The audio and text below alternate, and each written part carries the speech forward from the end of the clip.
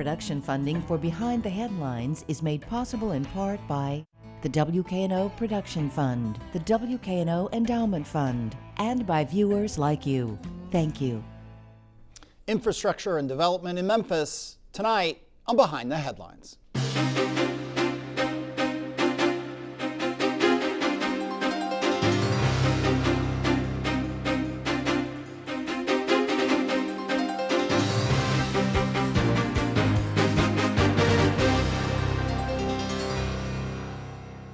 I'm Eric Barnes with the Daily Memphian. Thanks for joining us. I am joined tonight by John Zeanah. He is the new Chief of Development and Infrastructure for the City of Memphis. Thanks for being here again. Thanks, Eric. Along with Bill Dries, reporter with the Daily Memphian. I say new, it's a new job completely for the city that was created this past summer. You've been with the city in many different roles. We were talking before the show. I think this is the fourth role, all with the city or around the city that you've been here under. But let's do the quick snapshot. What is this role in 30 seconds or less, and then we'll dig into all the parts and pieces. Sure. So it's chief level position in the mayor's office that coordinates the internal divisions and quasi-city agencies that have roles or responsibilities related to planning, housing, community development, economic development, and infrastructure. With the goal of bringing cooperation and collaboration across those agencies so that the city can take a more proactive approach to ensuring that our physical built environment has a dedicated focus within the mayor's office. Is it all public infrastructure, or is it overlap with private commercial redevelopments and developments? I mean, where are the lines with that? Well, certainly when you think about the role of the planning department, HCD, you think housing about community development. Housing community development, Yep. But then you also think about a lot of our what I refer to as sort of quasi-city agencies like community redevelopment, EDGE, and the like.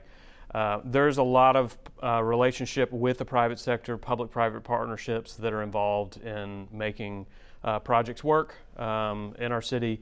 And so having a role that is cutting across all of those elements, I think, is important to ensure that we're maximizing our ability to leverage our public resources with how we're making things move in the private sector as well. You said streamline. I mean, is it just, people have talked about, I think as long as we've been doing this show, and just there is a lack of efficiency in certain areas. You go to one place for your things like building permits, and then you've got code enforcement, you've got, your incentives, you've got who fixes the sewers versus who fixes the road versus the sidewalks.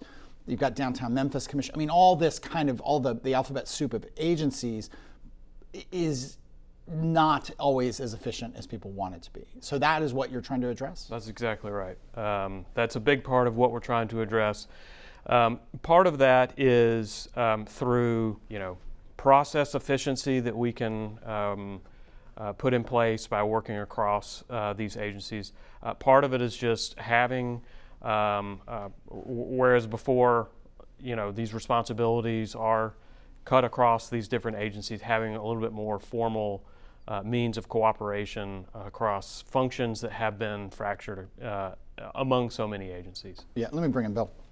So a project is happening, it may be a private development, let's say, but the public infrastructure that goes with it, you can build the best private development, but if the roads aren't there, no one can get to it, right? That's kind of the philosophy here in an oversimplified way. Right? In a lot of cases, what happens is, we rely on the private developer to provide the public infrastructure, and then it comes to the city. But many times, in order to make a deal work, to make a development work, there's got to be support by the public sector in one way or the other. And so one such type of incentive would be for the city to work with the developer, maybe through tax increment financing, for example, to help fund the public infrastructure in another way. Having this role allows us to be a lot more nimble and responsive to the individual needs of development projects, understanding how we can, again, sort of work across what is now really close to a dozen divisions and agencies that have some type of responsibility in either community development, economic development, or infrastructure, so that we can be more seamless and be more responsive to the needs of development. But another part of this too is just getting the fundamentals right for how we're impacting the physical built environment of our city, whether that is buildings that go vertical or whether it's a public infrastructure. There's a lot of need for coordination so that we can make sure that we have strategies that help us increase our housing supply, that we have strategies that allow us to maintain and increase the standard of service for our infrastructure. And so this role and what I've brought to this role, I think, helps to elevate how we've approached those things in the past. And affordable housing is a huge issue. A lot of people are working in that area. What's the public role in helping to make that happen and helping to make it happen on a continuing basis? So there's a lot of roles for the public sector here. So we think about the work that needs to be put toward not just affordable housing, but increasing our housing supply generally, in really four sort of main dimensions. The first being regulatory, which obviously the public sector has a significant role in helping to move forward. Of course, my past role with the city was I was Director of Planning and Development for 7.5 years. One of the main things that planning and development does is obviously the long-range plan, Memphis 3.0, then also they administer our zoning and subdivision regulations, the UDC, Unified Development Code, for the city and county. There are a lot of restrictions around what can be built that are in your zoning and subdivision regulations. And so working through the zoning and subdivision regulations to allow more types of housing, allow more and different types of affordable and attainable housing is a major role for the public sector to play. But there's a lot of connections across the building code, stormwater regulations, service development fees and charges and rules and regulations from Public Works and MLGW. All of that is just within the regulatory bucket. There's also areas of land acquisition and availability, funding and financing, workforce development. All of those are roles that the public sector either can play or be a major participant in that need to be leveraged in order to see us increase supply housing in our community. So from where you sit, having described all of that, how daunting is the task of creating affordable housing, not just for home ownership, but the combo of rental and home ownership? Well, I wouldn't say it's daunting. There certainly are solutions to doing this. We've got to work across those four dimensions, and we need to make sure that we've got all of the right strategies and tools in each of those four dimensions in order to move things forward. Right now we're at a point where just the cost of constructing housing is so high, and it's particularly high when you compare it to the value of property, the value of housing in a lot of parts of our city. So the recent estimates I've gotten from some of our nonprofit developers, to build a 3.2, it's costing $200,000 to $225,000. You put that in a lot of neighborhoods in Memphis, that's the most valuable house in the neighborhood. So already the appraisal on that house is going to be under the amount that was put into building that house. So those are big issues that have to be overcome. There are certainly a lot of ways that we can help bridge those gaps. Funding and financing is part of it, but we cannot subsidize our way out of this. We've got to be able to use those other tools like some of the regulatory measures that we talked about. And one of the things that we started towards the end of my time as Director of Planning and Development, and that we're still working on now, is through the update of our comprehensive plan, looking at how our zoning map needs to be updated to allow for more housing types to be built in more areas throughout our city, updating the UDC so that we have a little bit more variety and flexibility, as well as clarity in how we're regulating housing from zoning and subdivision regulations. So there's a lot of opportunities that I think carry over from my past role and into this one, but then touch on all these other dimensions that we're talking about. Is the appraisal gap a function of different values for different parts of the city? I mean, is the appraisal gap at some point a fairness question for where you build new housing? Well, I understand where you're going with that, and I wouldn't necessarily frame it as a fairness question, though I certainly see why you would frame it that way. I think a lot of it has to do with just the realities of what an appraiser is going to find in terms of comparable values in an area when they're appraising a new building. Whether or not that's fair, I think that's maybe for somebody else to decide. At least from the position where I sit, it's certainly a gap that a lot of builders have when they're trying to do things in the city, and not just in the city, but in neighborhoods in the city that have a lot of assets that can be leveraged for rebuilding the neighborhood. If you think about where we have some of our highest vacancies, and we would like to get a lot more development in places like North and South Memphis. Those are areas that are close into our downtown. They're older neighborhoods, so you've got a lot of old walkable infrastructure already in place. Maybe there's a lot of road and utility and sewer infrastructure that is underused in those areas. So there's an advantage for a lot of different reasons to try to invest more in places like North and South Memphis. It has advantages not just for those neighborhoods, it has advantages for downtown, it has advantages for the city as a whole. But obviously that appraisal gap is an issue that a lot of builders face. But like I said, there are different ways to work through that.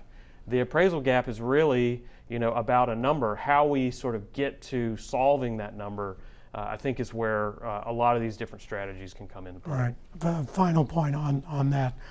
So if you can't do enough subsidies to kind of solve the appraisal gap, what are some of the alternatives to that?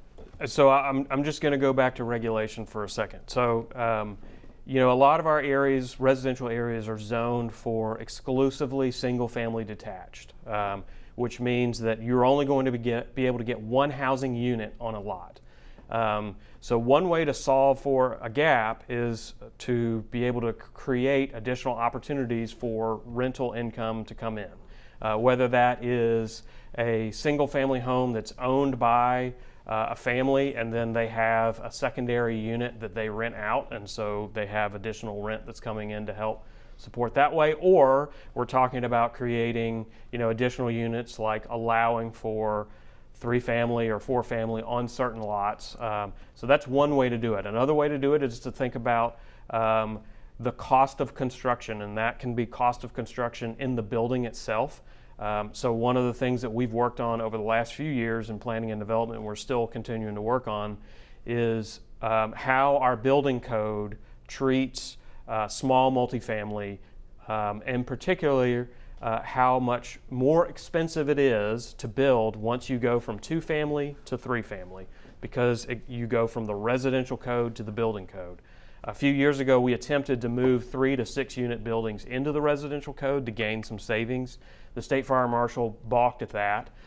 We were able to get a bill passed 2 years ago through the General Assembly that allowed for some cost reductions for 3 and 4 family, which are helpful, but there are still other things that were left on the table. So recently, just within the last few months, I've worked with the state fire marshal's office to be able to come up with some additional provisions that could be put in the code to allow for cost savings for 3 units all the way up to 24 units that I think will help bring a lot of different styles of housing back, not just the 3 and 4 units, but I think it helps to bring some garden apartments back, which we see in sort of older parts of cottages.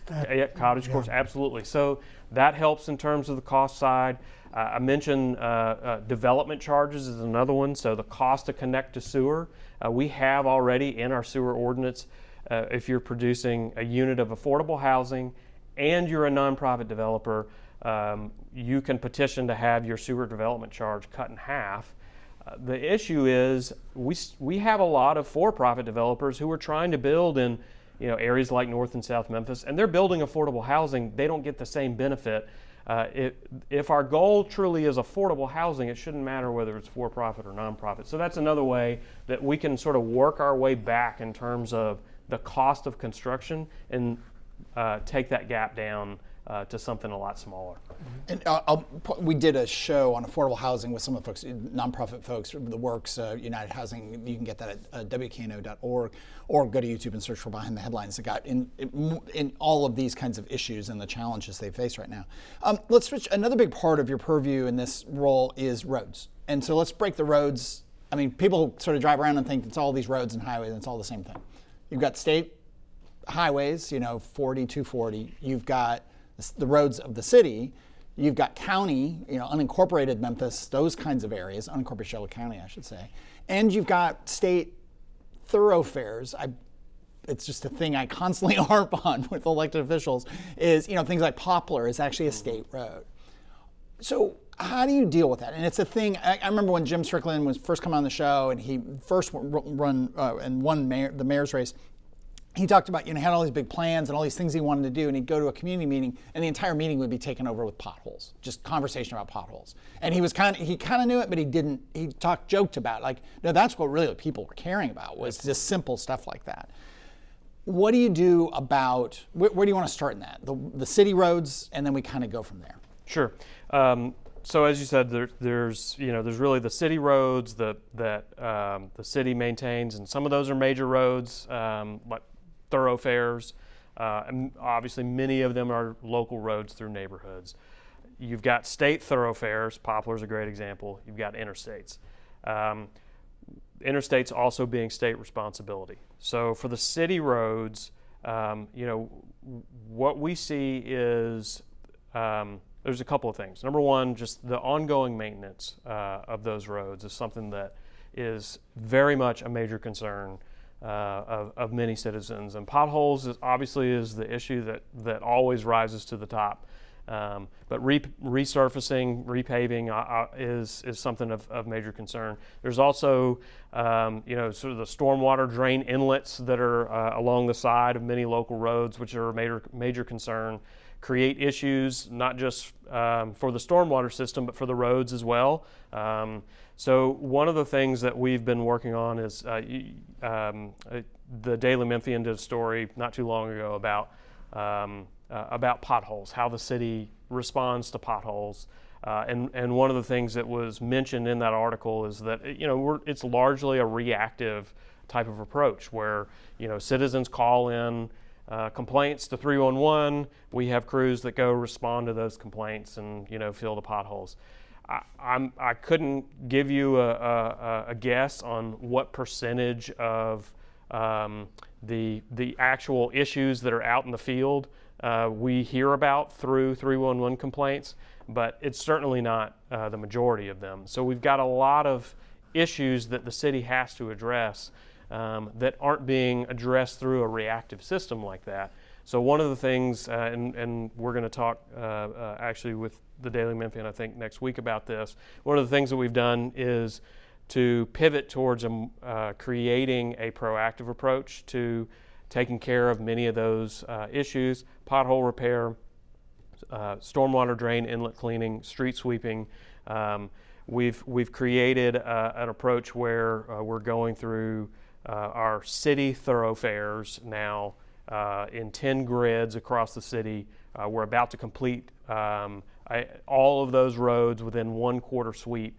and just proactively identifying and addressing all of those issues. Yeah. What about this? And so then there's the state road. So back in the day, Right. and I think it was Strickland who changed this, and if it's not, he'll text me and tell me clearly that I was wrong. But I think it was early in the Strickland administration that the state used to pave or deal with or maintain the state thoroughfares like Poplar, but there are many others, and then send a bill to the state. And part of the frustration was the state really wasn't covering anywhere near 100% of what the city was doing with that maintenance. But it doesn't seem like the state has really particularly upped its game to take care of these roads.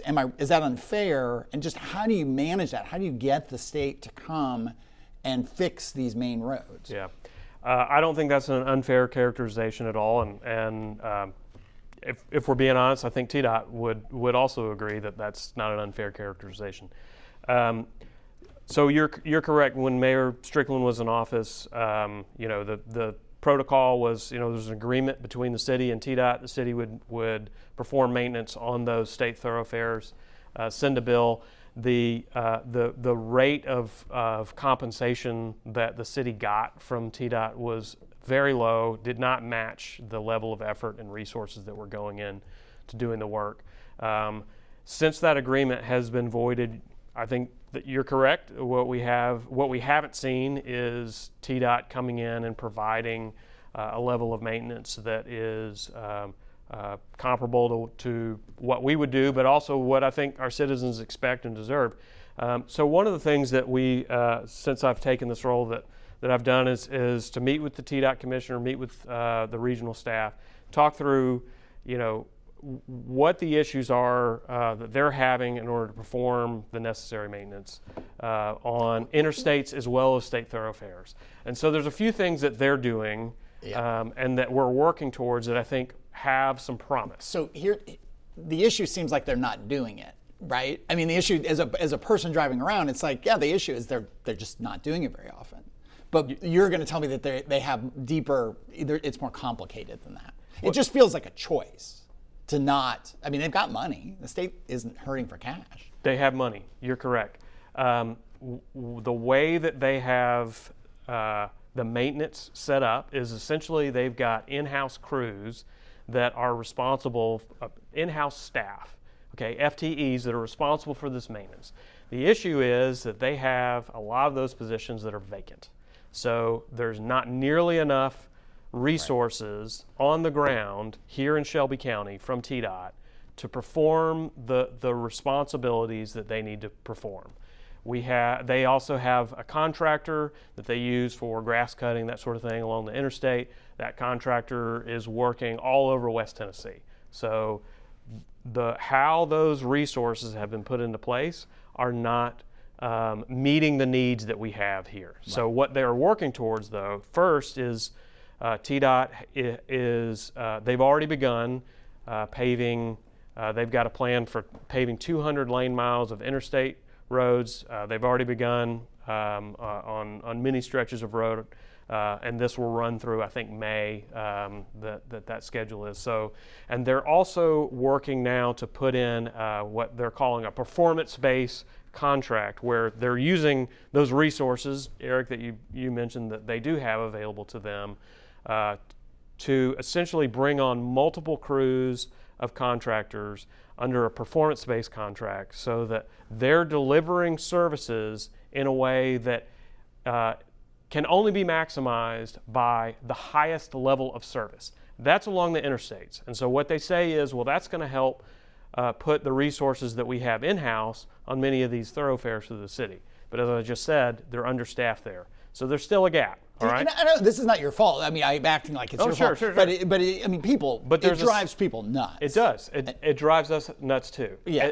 And to your point, the city has a responsibility because these roads go through the city to figure out the solution. So one of the other things too, I'll just mention, is that we've talked with them about if the city got back into a contract with the state, having that to be much more fair to the city relative to the compensation that we're getting. To do the services, but also allowing us essentially, their words, an a la carte approach to where the city is able to perform the services that we're good at, and then we are able to hold TDOT responsible for other services that we still need them to perform on those roads. So this is early on. I wanted to caveat that. Yeah. But I think there have been some really great discussions. I'm sure you know this, the new commissioner of TDOT is a Shelby County native. He's from Bartlett. I think he's very much attuned to these issues that we have here, not just in West Tennessee, but in Memphis and Shelby County. We've got really just a minute, really about 30 seconds left. Has federal funding changed at all? Federal funding to HCD, to the roads? Have you all seen cuts, increases, steady state? Formula funding generally has stayed about the same. We haven't seen really any issues there. I think part of the concern right now relative to federal funding is some of the grants that were awarded to the city during the Biden administration still haven't gotten under contract yet, but they haven't been pulled. So much more we could talk about. We'll have you back. But thank you. Thanks very much for being here. Congratulations on the new role. People will probably be texting you about potholes now and roads they want fixed. So I hope they do. Can't wait. Exactly. Thank you, Bill. And thank you all for joining us. If you missed any of the show today, you can get the full episode online at WKNO.org, YouTube, or the Daily Memphian. You can also download the podcast version of the show wherever you get your podcasts. Thanks very much, and we'll see you next week.